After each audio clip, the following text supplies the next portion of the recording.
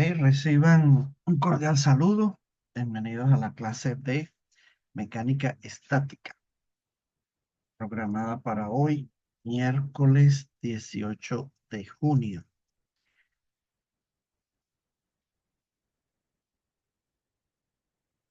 Ok, hoy vamos a dar inicio a material nuevo, a unidad nueva, y corresponde a la unidad número 4. La unidad número 4 tiene que ver con momentos de inercia. Y entre los objetivos específicos tenemos describir el concepto fundamental del momento de inercia y sus aplicaciones a figuras y líneas geométricas en el plano.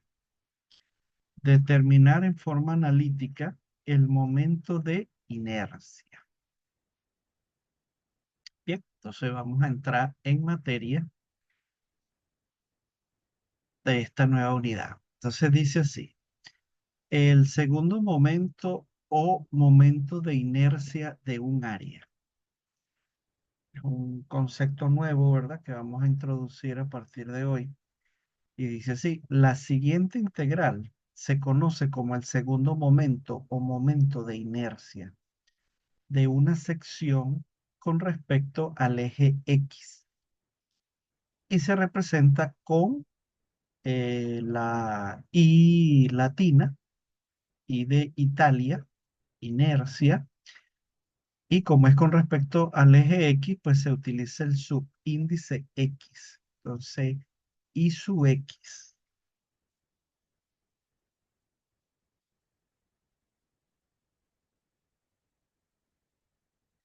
En allí la tenemos, ¿verdad? Entonces, I sub X es igual a la integral de Y al cuadrado diferencial del área. Esta integral, entre sus características que estamos comenzando a desglosar, siempre va a ser una magnitud positiva. ¿Verdad? ¿Por qué? Bueno, porque la Y, que es la variable, está elevada al cuadrado. O sea que cualquier número que asuma la Y, sea positivo o sea negativo, al estar elevado al cuadrado, pues siempre va a dar positivo. ¿Ok? De manera similar, el momento de inercia I sub Y del área A con respecto al eje Y se escribe I sub Y igual a la integral de X al cuadrado diferencial de área. Bien, entonces vamos a inmediatamente pues hacer un pequeño ejercicio donde nos indican que tenemos que determinar el momento de inercia de un rectángulo con respecto a su base. Entonces, recordamos un poco lo que acabamos de ver en la lámina anterior. Cuando hablamos de momento de inercia, entonces estamos hablando de un área, ¿ok? De un área que vamos a calcular una integral y que eso se va a hacer respecto a un eje.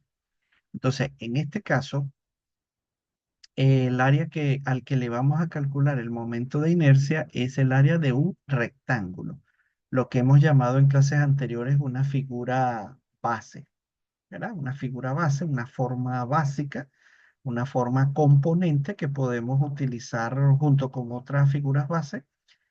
Pueden haber varias unidas y componen a su vez una figura más compleja de una forma más compleja.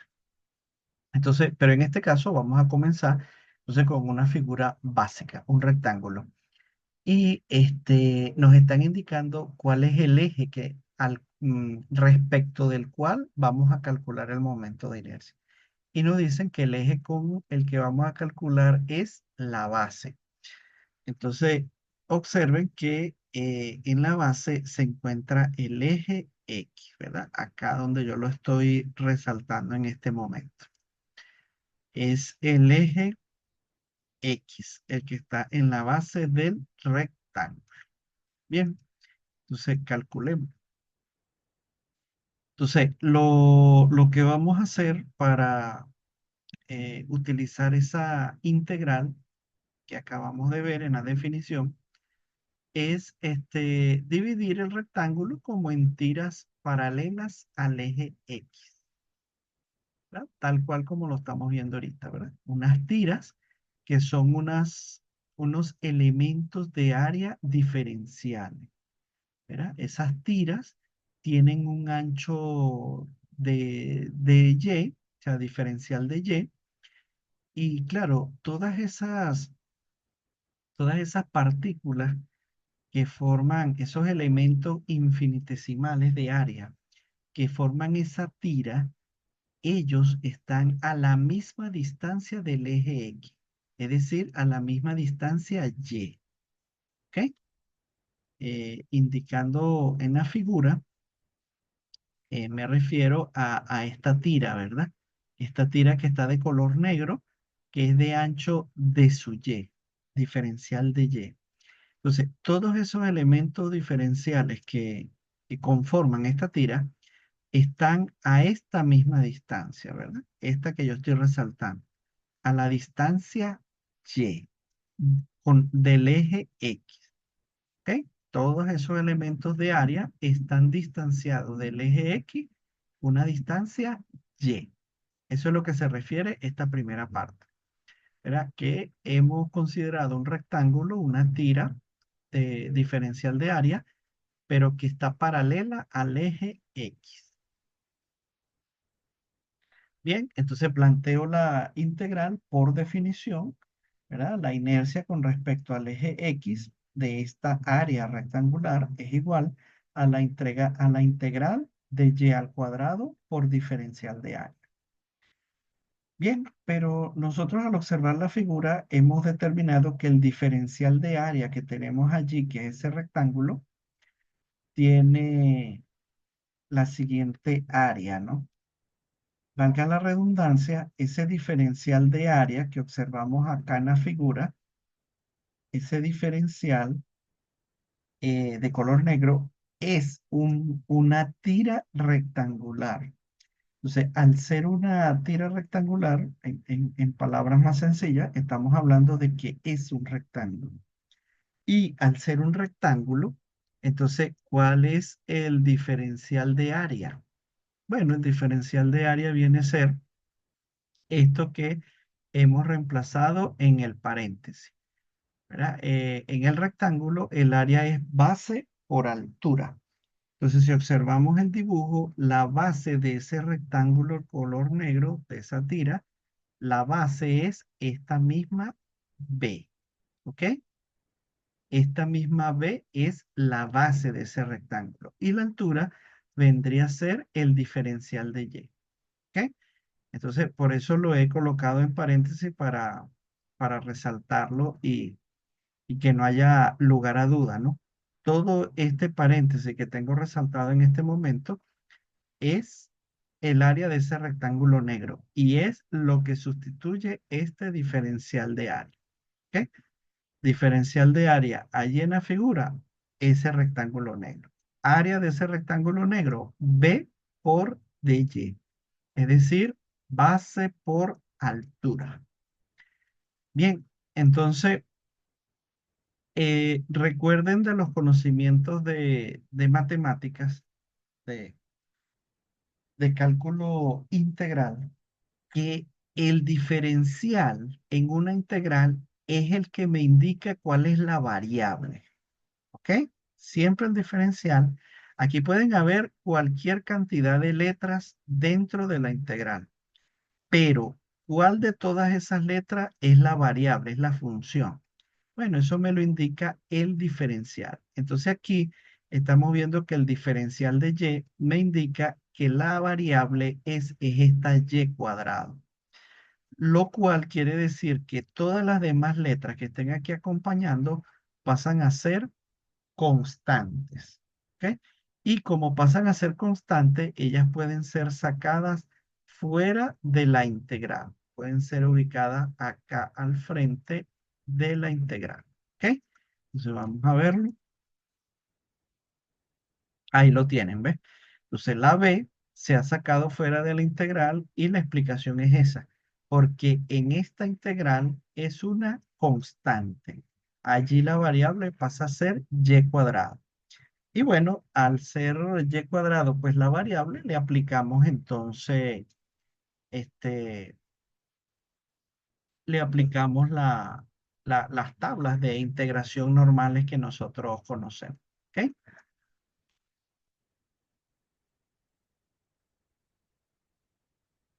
Bien, entonces,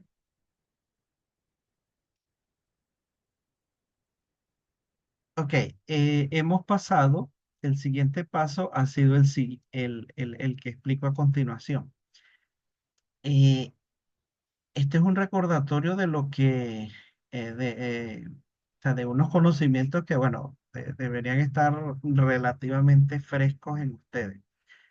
En este caso, en el paso donde estoy resaltando ahorita, esto es lo que se conoce como una integral indefinida. O sea, que no tiene definidos los límites.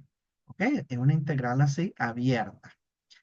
Entonces, el paso siguiente, o sea, de acá hasta acá, esto que estoy resaltando en este momento, es que he reescrito la integral, pero la he reescrito definida, indicando los límites de integración. ¿Ok? Entonces, ¿cuáles son los límites? Esta h que está acá viene a ser el límite superior y el cero viene a ser el límite inferior. Entonces, cuando yo estoy en presencia de una integral así definida, lo que yo debo hacer es, bueno, integrar la función que tengo acá, ¿ok? La función, yo la integro, aplico las reglas de integración, en este caso, como es una función algebraica, pues bastante sencilla, aparece en cualquier tabla de integración.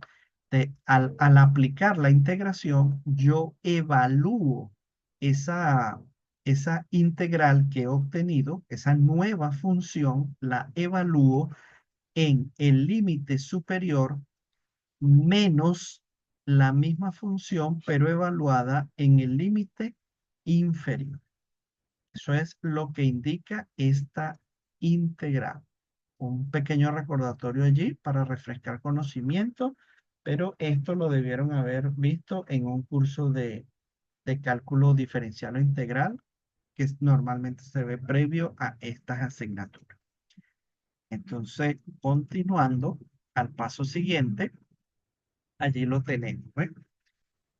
Eh, esta función, esta función que está acá, que yo voy a integrar, lo que me dice las tablas de integración es que le sumo uno al exponente y ese valor que yo obtengo lo coloco abajo como un denominador. ¿Ok? Repito entonces, una función algebraica como esta que tenemos en este caso, lo que voy a hacer es que le sumo uno al exponente que tenga la variable y ese exponente que me resulta es el mismo que yo voy a colocar abajo como denominador. ¿Ok? Bien. Entonces, si miramos acá, en el paso siguiente, aquí lo pueden ver. La b era una constante, se sacó fuera de la integral, pues por supuesto permanece igual. Aquí está fuera de la integral. Y esta función, que fue la que se integró, y al cuadrado, pues se le ha sumado uno a su exponente y ahora quedó y al cubo. Y este número que hemos obtenido de exponente se ha colocado en el denominador de esta función. Entonces, la función integrada me queda y cubo sobre 3. Y luego esto acá lo que me indica es que a esta nueva función que yo he obtenido la tengo que evaluar en el límite superior, que es esta h, menos en el límite, o sea, la misma función, pero ahora evaluada en el límite inferior. Ok, entonces veamos en el paso siguiente y observen, ¿verdad? Cuando uno dice evaluar, significa que la variable, en este caso, yo tengo acá estas dos letras, pero repito, la variable tengo que estar claro que es la Y, ¿ok? La letra B viene a ser una constante. Entonces, cuando yo digo evaluar, lo que significa es que acá en el valor de la variable yo voy a sustituir por este límite superior y luego resto la misma función, pero evaluada en el límite inferior. Entonces, esta y evaluada en h me queda h cubo sobre 3. ¿Eh? Por eso he obtenido esto que está aquí abajo. Entonces, h cubo sobre 3. Viene ahora un signo negativo y viene la función evaluada en cero. Pero cuando yo la evalúo en cero aquí, yo coloco cero al cubo, es cero. Entre 3 es cero y por b es cero. O sea, toda la función me daría cero cuando yo la evalúo en cero. Entonces, claro, al yo obtener esta expresión que tengo allí, h cubo 3 menos el cero, entonces me queda nuevamente lo que tengo aquí de primero. Entonces, por eso es que no se copia, pues, porque se hace como ese paso simultáneamente. Al evaluarla en cero, me da cero, entonces simplemente me quedo con la evaluación del límite superior. O sea, cuando la evalué en h y hasta ahí llega. ¿Ok? Bien, entonces este inercia que he calculado acá, este momento de inercia, es el valor, ¿verdad? De este rectángulo, el momento de inercia de un área rectangular de base B, eh, pero con respecto a un eje que pasa por su base. ¿Ok? En este caso es el eje X. Entonces por eso se le coloca el subíndice inercia de X. ¿Ok?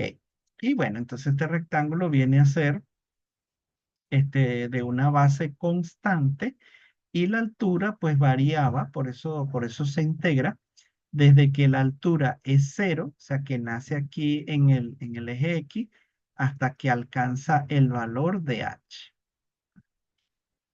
Todo este rango de valores, desde cero hasta h. Entonces he obtenido este valor. En realidad, este valor perdón, en realidad este valor obtenido es un valor ya tabulado. ¿Ok?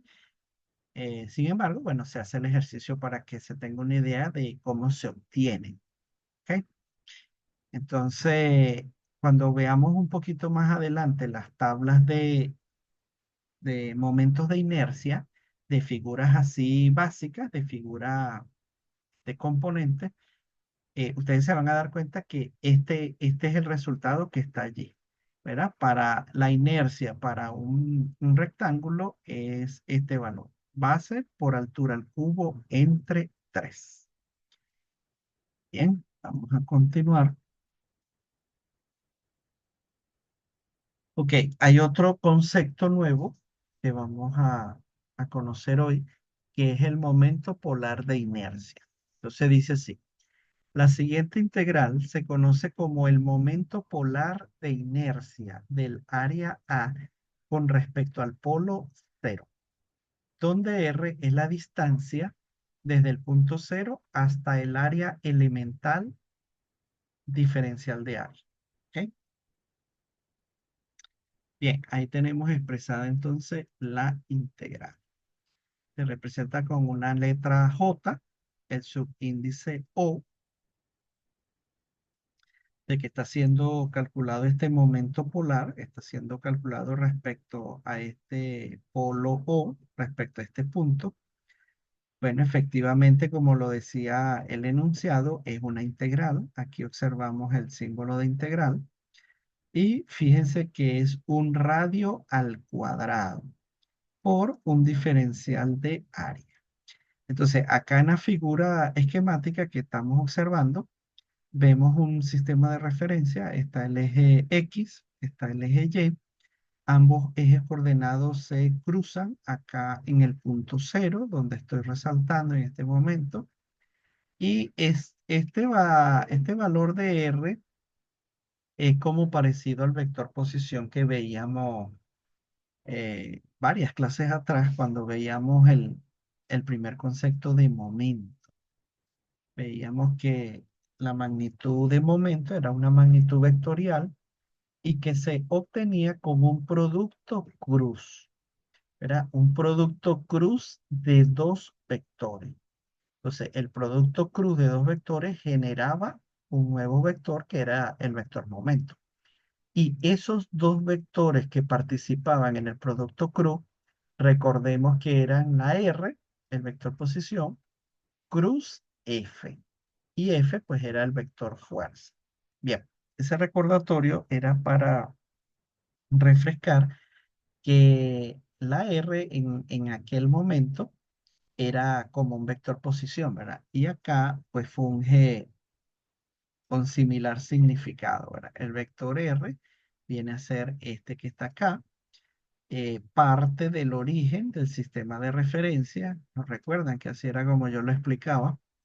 Y el vector R llegaba hasta el sitio donde se aplicaba la fuerza, decíamos en aquel momento, hasta el punto de aplicación de la fuerza. En este caso, en la clase de hoy, este vector R llegaría hasta el elemento de área, ¿verdad? Hasta el área elemental diferencial de A, que en este dibujo pues está representado con este cuadrito rojo y aquí está la nomenclatura que dice DA, diferencial de área. Bien, entonces este diferencial de área se encuentra a una altura Y, a una distancia Y del eje X. Y este mismo diferencial de área se encuentra a una distancia X del eje Y. Pero si ustedes observan bien esta figura, esta, esta línea de distancia entre el diferencial de área y el eje X, esa línea es la que vale Y, ¿ok? Tiene el valor de Y, es una línea que tenemos aquí. Y la distancia que hay entre el punto cero, ¿verdad? Y acá la distancia horizontal, eh, con el punto donde cae la Y, junto con el vector R, eso me forman como un triángulo rectángulo, que yo lo tengo allí resaltado con el marcador rojo. Entonces, al formarse allí un rectángulo, un triángulo rectángulo, entonces yo le puedo aplicar el teorema de Pitágoras, ¿verdad? Que decía que la hipotenusa al cuadrado es igual a la suma de los cuadrados de los catetos. Entonces, en este triángulo rectángulo, la hipotenusa es la R. Y los catetos son los lados del triángulo que forman el ángulo recto. ¿Ok? Para recordar un poquito esos conceptos. Entonces, los catetos en este caso vienen a ser esa distancia Y y esa distancia X. ¿Ok? Esos son los catetos. Entonces hay un cateto que su valor es Y distancia, y el otro cateto, el horizontal, eh, eh, su valor es equidistancia, ¿verdad? X en distancia. Entonces serían los dos catetos. ¿Ok? Bien. Entonces, observemos que en la lámina nos indica, observando la figura, se tiene que el R al cuadrado es igual a X al cuadrado más Y al cuadrado. Pero entonces ya ustedes saben de qué se trata. Se trata es de que se le aplicó Pitágoras a un triángulo formado allí en la figura. Ese triángulo es el que se forma entre la hipotenusa R, el cateto horizontal X y el cateto vertical Y. Ok, entonces yo tomo la integral que me han dado inicialmente, la definición de momento polar de inercia, la tomo Y yo observo que dentro de la integral está precisamente r al cuadrado. Entonces yo puedo sustituir lo que vale r al cuadrado según Pitágoras. Lo sustituyo ahí en la integral.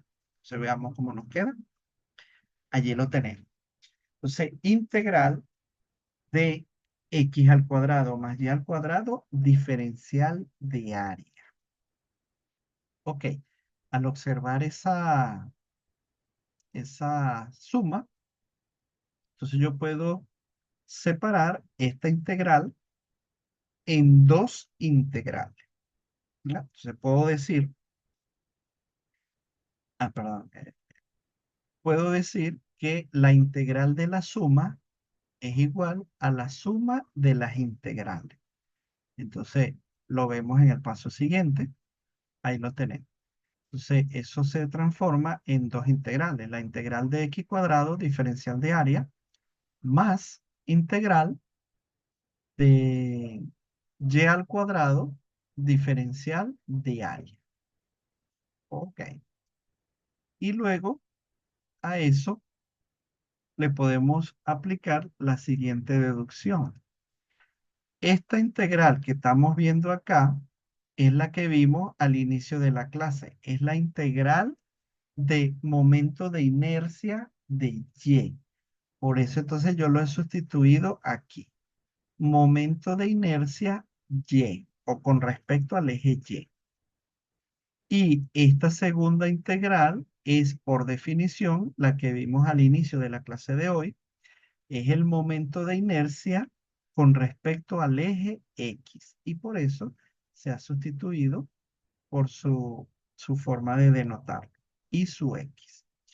Entonces, a raíz de esta cadena de igualdades, estamos notando que el momento polar de inercia es la suma de los momentos rectangulares.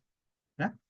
El momento polar de inercia de un elemento de área es igual a la suma de los momentos de inercia de ese mismo diferencial de área, pero con respecto a los dos ejes coordenados.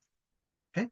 Entonces, eso es importante saberlo porque de repente en un momento dado yo puedo o tengo datos para calcular esta suma de momentos de inercia y al obtener pues su valor ya yo sé que esa suma es igual al momento polar de inercia. O sea que esa decisión, ¿verdad? Dependería pues de los datos de que tengan el problema. Ahora, ¿cómo comenzaría yo los cálculos? Si los comienzo con la forma momento polar de inercia o los comienzo con los momentos de inercia rectangulares con respecto a los ejes coordenados.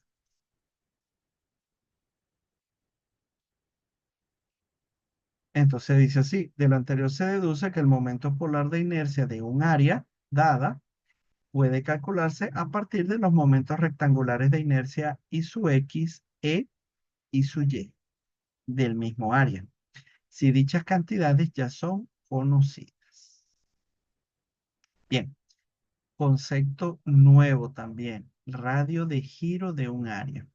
Entonces dice así, considérese un área A que tiene un momento de inercia y su X con respecto al eje X.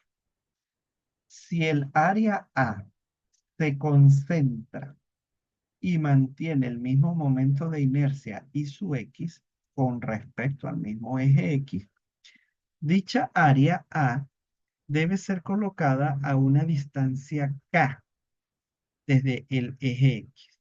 Y esa distancia K sería llamada radio de giro del área A con respecto al eje X. Bien, entonces la definición operacional sería esta que estamos observando. Esta sería la definición operacional. ¿Verdad? La inercia de un área A con respecto al eje X es igual a K al cuadrado por el área. Al despejar esa K, que es el radio de giro, me queda igual a que es la raíz cuadrada de esta fracción. El numerador, momento de inercia con respecto al eje X. Y el denominador, área. ¿Ok? Bien, entonces, dicho eso, en forma similar se pueden definir los siguientes radios de giro. Entonces, con respecto al eje Y, también podemos definir un radio de giro. Lo único que cambiaría sería el momento de inercia, porque ya sería con respecto al eje Y. De esta forma, entonces yo tendría un área de giro de esa área A, un radio de giro con respecto al eje Y. Aquí sería el que vimos anteriormente, que estoy resaltando en este momento. El radio de giro sería de esa área A con respecto al eje X. Bien. Le aplicamos este mismo concepto al momento polar de inercia y obtenemos, pues, K sub O. SK sería la misma ecuación de la raíz cuadrada, pero entonces en su numerador, la raíz cuadrada de una fracción. Y el numerador de esa fracción sería eh, la inercia con respecto a O.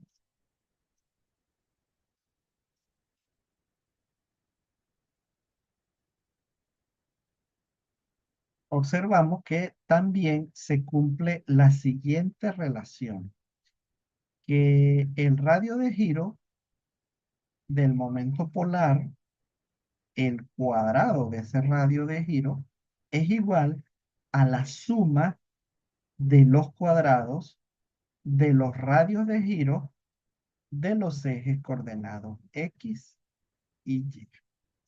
Eso es leído, la forma de leer esta expresión matemática. ¿Ok? Que también se cumple pues de acuerdo a la teoría que estamos revisando. Bien, entonces este rectángulo que acabamos de calcularle el momento de inercia con respecto al eje X, lo vamos a utilizar ahorita en este pequeño problema para calcularle el radio de giro K sub X. Como al hablar de radio de giro, estamos hablando tanto de un área A, ya sabemos que es el rectángulo, como estamos hablando de un eje con respecto al cual va a girar, ¿verdad? Con respecto al cual se está calculando el momento de inercia. Entonces, ese eje, en este caso, sería el eje X, porque nos están indicando que va a ser con respecto a su base. Y el eje que está coincidiendo pues con la base del rectángulo es el eje X. Bien, entonces vamos a proceder a la resolución. Dice así, tomando el resultado anterior se tiene que el momento de inercia respecto a X es igual a la base por la altura al cubo entre 3. Ese fue el resultado que obtuvimos hace unos minutos cuando estábamos eh, calculando el momento de inercia. Bueno, como ya lo tenemos calculado, pues lo traigo. Entonces la fórmula que voy a utilizar sería esta. Radio de giro es igual a la raíz cuadrada de una fracción cuyo numerador es el momento de inercia respecto al eje X y cuyo denominador es el área al que yo le estoy calculando el momento de inercia. Sustituyo los valores que obtuve. Observemos que en este paso he sustituido lo que vale el momento de inercia, lo he sustituido por lo que habíamos calculado. ¿Ok? Por eso, esto que está aquí es esto que está aquí. Bien, obsérvenos para que vean. Base por altura al cubo entre 3. Entonces, he sustituido su valor. Y el área es el área de la figura que le estamos calculando, el momento, ¿cierto? Entonces, la figura acá es un rectángulo, este rectángulo que estamos analizando. Entonces, ¿cuál es el área de un rectángulo? Base por altura. Y por eso se ha sustituido acá en la ecuación base por altura. En este caso, me están dando en la figura que la altura se llama h y que la base, bueno, tiene el valor de b. Entonces, por eso utilizo esas dos letras, porque es el dato que me dan en el problema. Bien, al tener esta especie de doble fracción, que la manera matemática pues, correcta de decirlo es, al tener esta división de fracciones, entonces ahí yo le aplico aquello que conocíamos como la doble C. ¿Ok? Para yo dividir dos fracciones, yo le aplico aquello que popularmente decíamos la doble C. Es decir, eh, este, este denominador, como no tiene nada abajo, entonces yo imagino que está sobre 1. ¿Ok? Que sí tiene un denominador, pero ese denominador es 1, el número 1. Entonces, eso es lo que yo voy a imaginar, que acá hay una fracción y el denominador es 1.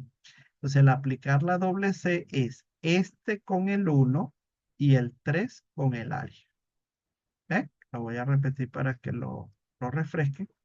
Imagino que tengo una división de dos fracciones. Entonces, este con el denominador 1 imaginario y este 3 con la base por altura con el área.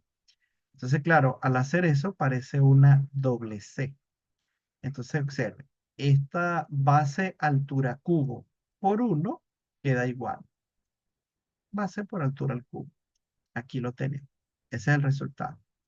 Y ahora este 3 lo multiplico por el área y aquí tengo el resultado. 3 base altura. Entonces ya efectué la división de las dos fracciones. Me quedó esto. Entonces ya aquí tengo que simplificar, ¿verdad? Esta base se simplifica con esta base. Aquí arriba yo tengo 3h y aquí abajo tengo una. Entonces cancelo una de las de arriba con la única que tengo abajo. ¿Y qué me quedaría? Este valor que tenemos acá. Eso es lo que me quedaría. ¿Ve? La B, al eliminarla, tengo una arriba y una abajo, se elimina, desaparece. Me olvido de la B. Ahora, el H, como tengo tres arriba y uno abajo, ahí yo lo cancelo. ¿Ves? Cancelo uno de las tres de arriba con el único que tengo abajo. Eso quiere decir que me quedó arriba h al cuadrado. Me quedaron dos h arriba. Entonces, como tengo h al cuadrado, eso me lo cancela esta raíz cuadrada. Entonces, este 2 que me queda del h, lo cancelo con la raíz y la h sale de la raíz. ¿Ok? Por eso es que queda aquí la h libre. Queda, bueno, por decirlo de alguna manera, liberada de la raíz. Salió de la raíz. Salió hacia afuera de la raíz. Entonces, por eso queda la h liberada de la raíz, queda arriba. Ajá, ya repito por si acaso para alguno haya confusión, esta B quedó eliminada con esta B, ya dejamos de hablar de la B y como tengo tres H arriba, eliminé la H de abajo, entonces quiere decir que ya no hablamos de H abajo. Entonces abajo lo único que me quedó fue el número 3 y por eso aquí abajo aparece el número 3 nada más. Y el número 3 como no quedó elevado al cuadrado, así como la h, era la h, sí había quedado elevada al cuadrado. Por eso se liberó y pudo salir de adentro de la raíz. En el caso del 3 no. Como él no quedó al cuadrado, él sí no está liberado. Él quedó preso ahí adentro de la raíz.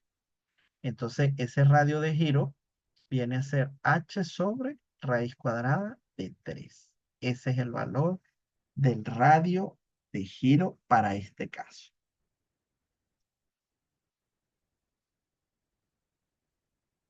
Es como decir eso que estamos observando en la figura. Y entonces, el área se concentró en esa tira negra de área. Recuerden que en la lámina anterior, cuando estábamos introduciendo el concepto de radio de giro, hablábamos de que era el radio de giro de una área A, pero que esa área A se había concentrado. Si se pudiera concentrar esa área A, ¿verdad? Entonces podía estar separado de su eje, del eje con respecto al cual se calcula, en este caso el eje X, y esa distancia de separación es precisamente esta acá, lo que denominamos radio de giro. ¿Ok? Por eso lo estoy volviendo a representar en figura para que lo fijen allí en la memoria con el aspecto visual, con la figura. Bien, ya me llegó el aviso de desconexión de el Zoom. Entonces en cualquier momento se va a desconectar. Vamos a continuar hasta donde dé tiempo y luego no, nos veríamos después de la desconexión. Nos veríamos nuevamente para culminar con lo preparado para la clase de hoy. De todas maneras, ya la clase le falta poco para terminar. ¿Ok? Bien, entonces vamos a ver ahora otro concepto nuevo. Bueno, no es un concepto, es un teorema. Ese teorema se llama teorema de los ejes paralelos. Vamos a leer para ver de qué se trata este teorema. Se dice así. El momento de inercia I de un área con respecto a cualquier eje dado AA, acá en la figura está el eje AA. Observen lo que lo estoy resaltando acá en este momento en la figura. Esto quiere decir que el eje sería esta flecha que tenemos aquí abajo. Ese sería el eje AA. Bien, vuelvo al enunciado y vamos leyendo por acá. Entonces, el área con respecto a cualquier eje dado AA. Entonces, es igual. Ya por aquí empieza entonces a construir la definición operacional. Entonces, veníamos hablando de un momento de inercia. Con eso comenzamos. El momento de inercia de un área. ¿Ve? Y ya por aquí apareció la palabra es igual. Vamos a ver a qué es igual ese momento de inercia. Es igual al momento de inercia del mismo área, pero con respecto a un eje centroidal llamado BB. ¿Ok? Entonces, me están hablando que este momento de inercia I de un área con respecto al eje AA es igual al momento de inercia barra y barra de esa misma área, pero con respecto a un eje centroidal, ¿verdad? Y colocamos de ejemplo el eje BB. Entonces me dice que es igual a eso, ¿verdad? Por supuesto, también me aclara que este eje centroidal BB es paralelo a este eje AA. ¿Ok? Aquí lo dice. Eje centroidal BB o W que es paralelo al eje AA. Y luego aquí dice más. O sea que aquí está el igual, me dice que es igual a un momento de inercia y luego dice más. O sea que viene otro sumando. Entonces, ¿qué va a contener ese otro sumando? El producto del área A por el cuadrado de la distancia D entre los dos ejes. Entonces aquí me están hablando de una distancia D entre los dos ejes, entre el eje AA y el eje W. Ok, entonces vamos a verlo acá en la figura. Acá está el eje AA, que es respecto de ese eje que yo quiero calcular el momento de inercia. Y acá tenemos un eje centroidal que lo hemos llamado W y que es un eje centroidal porque precisamente a través de él eh, pasa por el centroide de esa área. ¿Ok? Por el centroide de esa área. Ok. Entonces dice que yo quiero calcular el momento de inercia con respecto a doble A. Pero ese momento de inercia yo también lo puedo obtener sumando dos cosas. Entonces me dice, lo primero que vas a sumar es la inercia con respecto a un eje centroidal, más un producto. ¿Cuál va a ser ese producto? Bueno, toda esta área que nosotros estamos analizando, ¿verdad? La vamos a multiplicar por esta distancia D. Esta distancia D, observen bien la flecha, es la distancia que hay entre los dos ejes, el W y el eje AA. Pero hay una condición importante ahí, que esos dos ejes tienen que ser paralelos. Y bueno, por eso ahí en la figura se han dibujado paralelos. Entonces, esa es una condición. Los dos ejes tienen que ser paralelos. Y bueno, la distancia entre ellos viene a ser esta distancia D. Entonces, aquí donde dice más el producto es del área por el cuadrado de la distancia D. Bien, entonces todo ese enunciado, vamos a escribirlo operacionalmente nos queda así como lo observamos. La inercia es igual a la inercia barra más el área por la distancia al cuadrado. También se cumple que eh, los radios de giro. Entonces dice que el radio de giro que yo quisiera calcular es igual al radio de giro centroidal, o sea, de la misma área, pero con respecto a un eje que pasa por el centroide, más la distancia al cuadrado que separa esos dos ejes. El centroidal con el eje al que yo quiero calcular el radio de giro. Entonces se cumple esa ecuación de K que estamos viendo allí. Y para el momento polar de inercia se cumple esta ecuación del teorema de los ejes paralelos. Entonces, momento polar de inercia sería igual al momento polar de inercia con respecto al centroide y se le suma